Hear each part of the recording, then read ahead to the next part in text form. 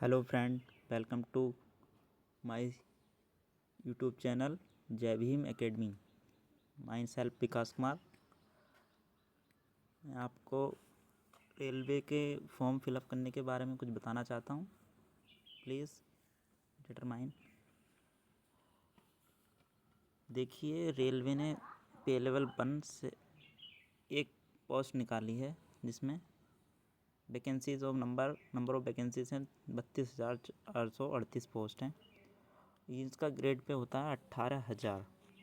देखिए, grade pay भले से ही कम है, लेकिन आपको जब ज्वाइन करोगे तो आपका स्टार्टिंग पेमेंट मिलेगा 50,000, मतलब 50,000 रुपये। इसकी ओपनिंग डेट 22 जनवरी 2025 है। आप सभी को फॉर्म फिलअप ज़रूर कर देना है और इसकी क्लोजिंग डेट 22 फरवरी 2025 है। ठीक है भाई, आप सभी इस फॉर्म को फिलअप ज़रूर कर दीजिए। कुछ पर्सन के मन में डाउट है कि कम्युनिटी सर्टिफिकेट, कास्ट सर्टिफिकेट जिसे बोलते हैं, वो किस किस लेवल का बनाया जाए, स्टेट लेवल का या सेंट्रल गवर्नमेंट लेवल का। देखिए, वैकेंसी तो सेंट्रल गवर्नमेंट लेवल की है, लेकिन कोई भी प्रॉब्लम, कोई भी ऐसा इशू नहीं है कि आपको इसमें फॉर्म फिल करने से बाधित कर दे। तो आपका, मेरा कहना मतलब ये है कि आप इस फॉर्म को स्टेट गवर्नमेंट के कम्युनिटी सर्टिफिकेट से भी भर सकते हैं। तो प्लीज़ इसको 100% श्योर होने के बाद मैं इस बात को कह रहा हूँ कि आप इसको स्टेट गवर्नमेंट का कम्युनिटी सर्टिफिकेट लगा करके भी फॉर्म फिलअप कर दीजिए। सेंट्रल गवर्नमेंट का कम्युनिटी सर्टिफिकेट जब डिमांड होती है, जब आपका डॉक्यूमेंट वेरिफिकेशन होता है। डॉक्यूमेंट वेरिफिकेशन से पहले बहुत सारे स्टेप हैं, वो आपको सब कुछ पूरे करने होंगे। जैसे सबसे पहले फॉर्म फिलअप करना। फॉर्म फिलअप करने के लिए आपको रेलवे की वेबसाइट पे जाना होगा। आरआरसी के नाम से उसका रजिस्ट्रेशन आपको करना है। उस रजिस्ट्रेशन ओपन करने के बाद आप फॉर्म फिलअप कर दीजिए। फॉर्म फिलअप करने में SC ST और OBC अदर बैकवर्ड क्लासेस को 250 रुपये का चालान भरने के बाद आपका फॉर्म फिलअप कर दिया जाता है।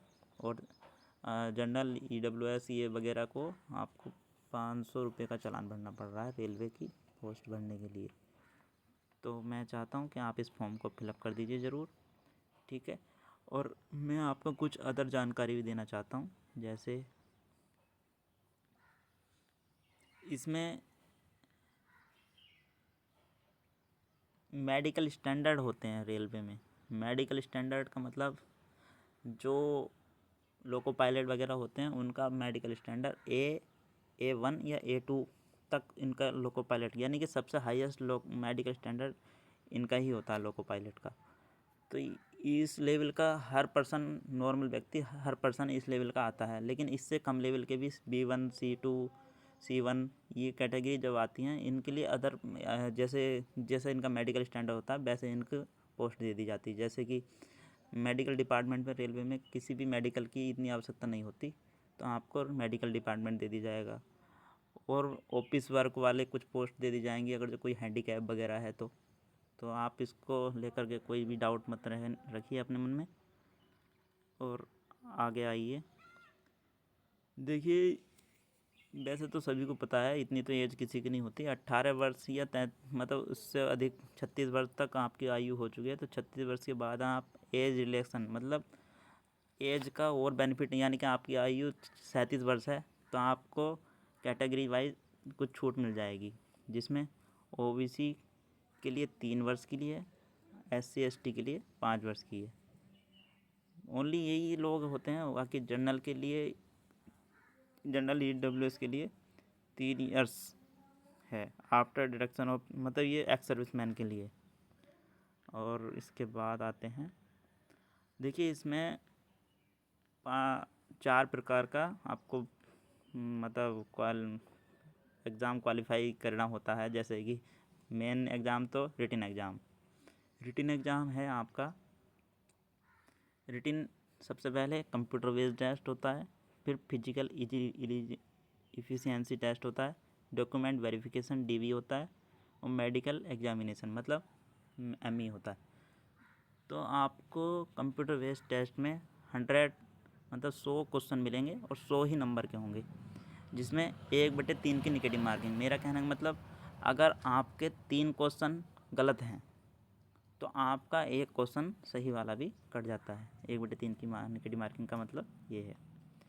और उसमें जो है 4 सब्जेक्ट आएंगे, जनरल साइंस, मैथमेटिक्स और जनरल इंटेलिजेंस मतलब रीजनिंग, और general awareness current affair 20 number की।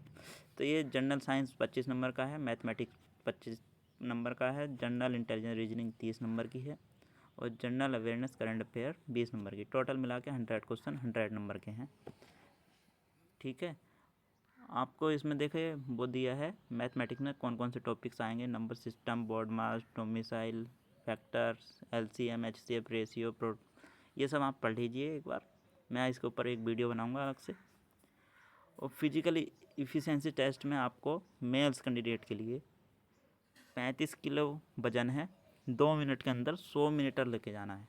2 मिनट में 100 मीटर लेके जाना है। बहुत ही ईजी होता है ये सब, बहुत ही आसानी से कर जाओगे आप।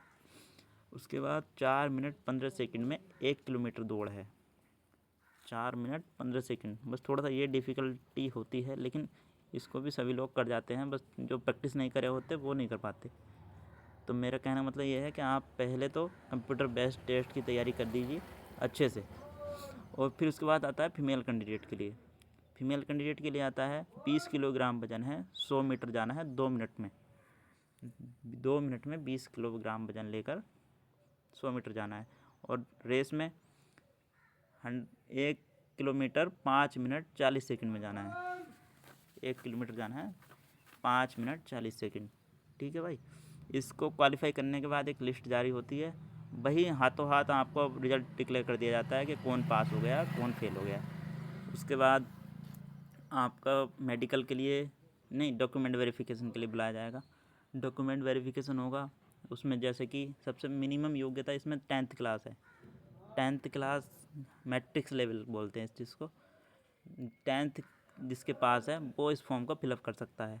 उसके बाद जितने भी आपके पास डॉक्यूमेंट हैं वो सब डॉक्यूमेंट वेरिफिकेशन में दिखा दीजिए, जैसे कि 12th लेवल और ग्रेजुएशन लेवल, पोस्ट ग्रेजुएशन, कोई डिप्लोमा, कोई डिग्री, अगर जो भी आपके पास है वहाँ पे ले जाइए, सब कुछ सबमिट कर दीजिए। उसके वहीं पे आपका कम्युनिटी सर्टिफिकेट की डिमांड होती है। कम्युनिटी सर्टिफिकेट और डोमिसाइल मतलब मूल निवास डोमिसाइल कम्युनिटी सर्टिफिकेट हो गया। उसके बाद आपका देखिए इनकम सर्टिफिकेट की कोई ज़रूरत नहीं होती है। इनकम सर्टिफिकेट की कोई भी ज़रूरत नहीं है। और ये कुछ फ़ोटो और वगैरह डिमांड करे जाते हैं, वो सब आपको लेके जाने हैं वहाँ पे, वहाँ आपको पता चल जाएगा क्या क्या लेके जाने हैं। ठीक है, अब इसके बाद आते हैं हम